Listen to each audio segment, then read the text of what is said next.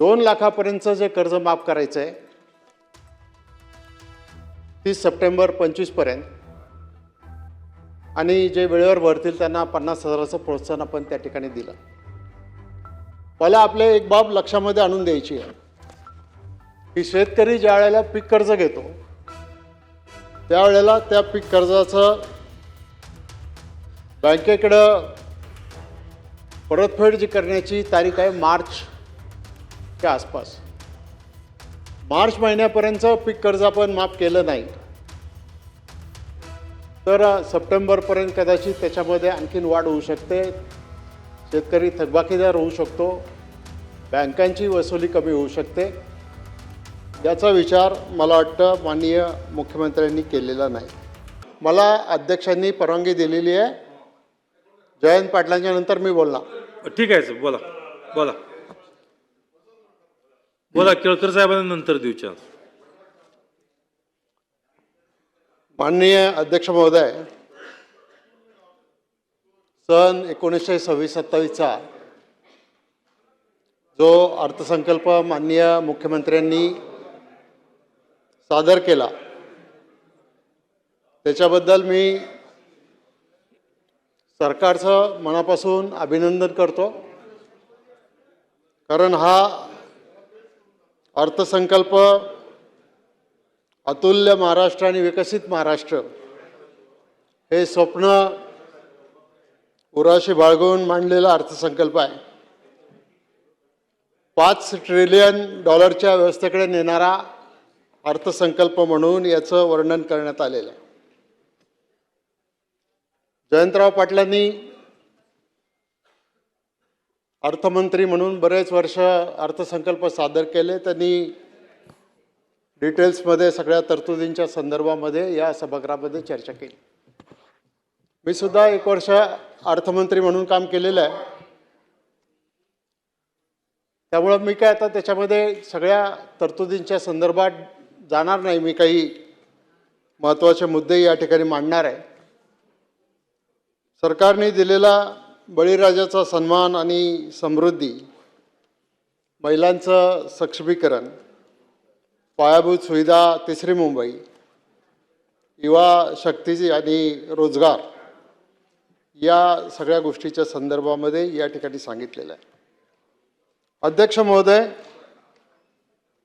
मी या सभागृहामध्ये जो अर्थसंकल्प मांडला गेला त्याच्यामध्ये बळीराजाचा सन्मान या नावाखाली एक कर्जमाफीची घोषणा आपण या ठिकाणी केलेली आहे. 2 लाखापर्यंतचं जे कर्ज माफ करायचं आहे 30 सप्टेंबर 25 पर्यंत आणि जे वेळेवर भरतील त्यांना 50,000चं प्रोत्साहन आपण त्या ठिकाणी दिलं. मला आपल्या एक बाब लक्षामध्ये आणून द्यायची आहे की शेतकरी ज्या वेळेला पीक कर्ज घेतो त्यावेळेला त्या पीक कर्जाचं बँकेकडं परतफेड जी करण्याची तारीख आहे मार्चच्या आसपास. मार्च महिन्यापर्यंतचं पीक कर्ज आपण माफ केलं नाही तर सप्टेंबरपर्यंत कदाचित त्याच्यामध्ये आणखीन वाढ होऊ शकते. शेतकरी थकबाकीदार होऊ शकतो, बँकांची वसुली कमी होऊ शकते. याचा विचार मला वाटतं माननीय मुख्यमंत्र्यांनी केलेला नाही. आता पात्र शेतकऱ्यांच्या संदर्भामध्ये आपण चर्चा केली, परंतु त्याचे जे निकष आहेत ते अद्यापपर्यंत सरकारने जाहीर केलेले नाही. आणि समजा ज्या शेतकऱ्यांचं 2 लाखापेक्षा जास्त कर्ज आहे, पीक कर्ज, म्हणजे याच्यामध्ये अल्पमुदत कर्जाचा समावेश नाहीच. आपण फक्त पीक कर्जाच्या संदर्भातच या ठिकाणी बोललो आहोत. 2 लाखाच्या पेक्षा जास्त जर कर्ज असेल, आपण काय मुद्दल आणि व्याज अशी रक्कम गृहीत धरणार किंवा केवळ मुद्दाम म्हणजे मुद्दलाचीच रक्कम गृहीत धरणार, याच्याबद्दल स्पष्टता येण्याची जास्त आवश्यकता आहे. ज्यांनी 2 लाखापेक्षा जास्त कर्ज आहे, 2 लाख भरले तर उरलेल्या कर्जाचं काय होणार? कमीत कमी त्याला नवीन पीक कर्ज उपलब्ध झालं पाहिजे. नाहीतर मग याच्यामध्ये 30/9/25 नंतर पात्र कर्जमाफीची रक्कम मिळेपर्यंत होणाऱ्या व्याजाचा उल्लेख या ठिकाणी केलेला नाही. आणि हे न केल्यामुळं याचा सगळा भार हा गावातल्या आपल्या ज्या विविध कार्यकारी सोसायटी आहेत त्यांच्यावर येण्याची शक्यता नाकारता येत नाही. आणि म्हणून या संदर्भामध्ये अतिशय स्पष्ट अशी तरतूद किंवा स्पष्ट अशी भूमिका सरकारने या अभिभाषणाच्या उत्तरामध्ये त्या ठिकाणी दिली पाहिजे. महिलांच्या सक्षमीकरणाच्या संदर्भात, तिसरी मुंबई उभी करण्याच्या संदर्भात आणि युवा शक्तीला रोजगार देण्याच्या संदर्भात आपण भूमिका या ठिकाणी मांडली. आज मला मुद्दाम ही गोष्ट रेकॉर्डवर सांगितली पाहिजे की आपण जे गडचिरोलीला मायनिंगचं काम आणि स्टील कंपन्यांचं काम जे सुरू केलेलं आहे त्याची परवानगी खूप आधी दिली गेली होती, परंतु मध्ये हे काम बंद पडलं होतं. ज्या वेळेला त्या लॉईडचे लोक मी राज्याचा गृहमंत्री असताना मला भेटले, वरिष्ठ पोलीस अधिकाऱ्यांचा ते काम सुरू करायला विरोध होता, पण त्यावेळेला आपण त्यांना मायनिंग सुरू करायला परवानगी दिली. आणि त्याच्यामध्ये आता माननीय मुख्यमंत्री महोदयांनी अधिकाधिक लक्ष घालून अधिक गुंतवणूक गडचिरोलीमध्ये कशी येईल आणि अधिक लोकांना रोजगार कसा मिळेल या गोष्टीच्या संदर्भामध्ये जी भूमिका घेतलेली आहे तर ती अतिशय महत्त्वाची आहे. आरोग्य आणि शिक्षण विभागामध्ये मी डिटेलमध्ये जाणार नाही, परंतु आज आपण ज्या योजना जाहीर केल्यात की खाजगी हॉस्पिटलला याच्यामध्ये एम्पॅनलमेंट करून त्यांच्याकडून या सुविधा घ्यायच्या आणि त्याची भरपाई ही राज्य सरकारने करायची, तर त्याच्यामध्ये सुद्धा माझी अशी सरकारला विनंती आहे की आपण या सगळ्या गोष्टी करताना आत्ताचं जे आमचं पायाभूत सुविधांचं आरोग्याच्या संदर्भातलं स्ट्रक्चर आहे किंवा तिथं आवश्यक असणारे डॉक्टर्स आहेत, मग ते तालुका पातळीपर्यंत गाव पातळीपर्यंत याच्यामध्ये खूप मोठी तफावत आहे. या सगळ्या सर्व्हिसेस द्यायला आपण कॉन्ट्रॅक्ट बेसिसवर डॉक्टर्स पण घेतो, कर्मचारी पण घेतो आणि त्याच्यामुळं एक सुदृढ आरोग्य व्यवस्था आपल्याला निर्माण करण्यामध्ये बऱ्याच प्रकारच्या अडचणी येतात. त्याच्यामध्ये सुद्धा सुधारणा करण्याची आवश्यकता आहे. बाकी आणखी बऱ्याच गोष्टी आहेत. सौर ऊर्जेच्या संदर्भामध्ये मुख्यमंत्री महोदयांनी मगाशी प्रश्नोत्तराच्या तासाला आपली भूमिका या ठिकाणी मांडली. ही चांगली योजना आहे, मी त्याचं अभिनंदन करतो. परंतु या सगळ्या गोष्टी अतिशय महत्त्वाच्या आहेत. आता आपण ज्या वेळेला गुंतवणुकीचा विचार करतो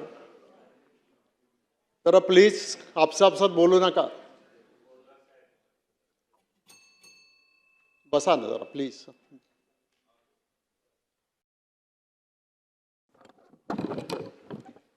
शेतकऱ्याला पुढे घेऊन जाण्याच्या संदर्भातली आपली जी भूमिका आहे त्याचं उत्पन्न 2047 सालापर्यंत किती वाढवणार वगैरे जयंतरावांनी सांगितलं, मुख्यमंत्री महोदयांनी सांगितलं. पण याच्यामध्ये एक स्ट्रक्चरल प्रॉब्लेम जो आहे की जमिनीचं क्षेत्र दिवसेंदिवस कमी होत चाललेलं आहे, धारण केलेलं क्षेत्र. आणि हे कमी क्षेत्र होत असल्यामुळं यांत्रिकीकरणाच्या माध्यमातून शेती करणं जवळजवळ आता आजच्या तारखेला अवघड झालेलं आहे. सिंचनाचा अनुशेष हा मुद्दा सातत्यानं सभागृहामध्ये चर्चेला येतो. आणि आज जी गुंतवणूक राज्यामध्ये आणण्याच्या संदर्भामध्ये आपली जी चर्चा आहे, ही गुंतवणूक जी फॉरेन डायरेक्ट इन्व्हेस्टमेंटची जी आहे, ही फक्त शहरांमध्येच येते. जोपर्यंत आम्ही ही गुंतवणूक ग्रामीण भागापर्यंत घेऊन जाणार नाही, तोपर्यंत जो राज्याचा सर्वांगीण विकास ही संकल्पना त्याच्यामध्ये यशस्वी होणार नाही. आणि आपण असं पाहतो की सेवा क्षेत्रावर आपण जास्तीत जास्त भर दिलेला आहे आणि सेवा क्षेत्रावर भर दिला, मात्र त्याच्यामध्ये मॅन्युफॅक्चरिंगच्या संदर्भामध्ये आपल्याला जास्त संधी मिळाली पाहिजे. अर्धकुशल आणि ग्रामीण युवकांसाठी रोजगाराची कमतरता ही एक चिंतेची मोठी गोष्ट आहे. अध्यक्ष महोदय, महाराष्ट्राच्या आर्थिक पाहणीमध्ये 25-26च्या सामाजिक क्षेत्र, शिक्षण आणि आरोग्य, शिक्षणामध्ये गुणवत्तेचा अभाव दिवसेंदिवस वाढत चाललेला आहे. गळती वाढत चाललेली आहे विद्यार्थ्यांची आणि आज त्याचा परिणाम, जरी आपण शाळा सुरू केल्या, सुविधा दिल्या, तरी जर जयंतरावांनी सांगितल्याप्रमाणे 7वीतल्या मुलाला जर 2रीतलं वाचता येत असेल तर मग ही मोठी चिंतेची गोष्ट आहे. आरोग्यामध्ये जलजन्य आजारांचा उद्रेक होतोय. तज्ज्ञ डॉक्टरांची उपलब्धता कमी आहे. पाण्याचं प्रदूषण वाढत चाललेलं आहे. माता मृत्यूचं प्रमाण जरी कमी होत असलं तरी ते अन्य राज्यांच्या तुलनेमध्ये हे प्रमाण कमी आहे. आणि म्हणून माझा याच्यामध्ये आपण जाहिरातीच्या माध्यमातून आपण काय करायचं, काय करतोय ते आपण सांगत असतो, परंतु या गोष्टीकडं आरोग्यमंत्र्यांनी बारकाईने लक्ष देणं गरजेचं आहे आणि याच्यामध्ये पुढं जाणं गरजेचं आहे. अध्यक्ष महोदय, मी या निमित्तानं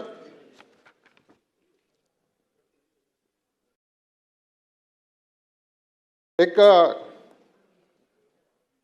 स्टील हब जे आपण गडचिरोलीला उभं करतोय, त्याच्यामध्ये 2.62 लाख कोटींची गुंतवणूक करून 70,000 रोजगार निर्मितीचं लक्ष ठेवलेलं आहे. आता गडचिरोलीला हे करणं आवश्यकच होतं. अधिक त्याच्यामध्ये लक्ष दिलं पाहिजे. परंतु आज अनेक जिल्हे, अनेक तालुके मागासलेले आहेत. त्या जिल्ह्यांना आणि त्या तालुक्यांना त्यांच्या मागासलेपणामधून बाहेर काढून त्यांना आपण मदत करण्याची आवश्यकता आहे. राज्याच्या आर्थिक स्थितीच्या बद्दल कर्जाचा आकडा 11 लाख कोटीपर्यंत गेलेला आहे. आता ह्या 11 लाख कोटीमध्ये 70,000 कोटी रुपये जवळपास व्याजापोटीच त्या ठिकाणी जात आहेत. आज महसुली तूट जरी 40,000 कोटीची जरी दाखवली असली तरी वित्तीय तूट मात्र ही 1,50,491 कोटीच्या आसपास जाऊन पोचेल असा तज्ज्ञांचा अंदाज आहे. आणि त्याच्यासाठी